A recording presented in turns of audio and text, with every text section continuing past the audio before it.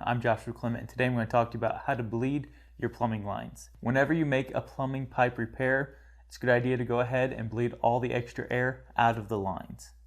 After you've installed new pipes into your house, you have air trapped in those lines. So what you'll do is you'll slowly turn on your main line.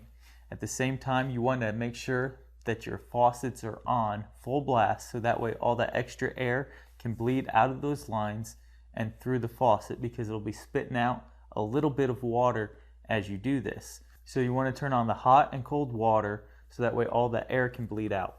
After the water starts coming out, you want to go ahead and shut the water off, remove the aerator and clean it out, because a lot of the debris from the pipes will be shoved into the aerator and it'll reduce your flow of water. After that's done, go ahead and put your aerator back on and you should be good to go. It's very important to make sure that you turn on your water slowly to the main, because if you turn it on too fast, you could burst some lines. Thank you all for watching, and good luck with this project.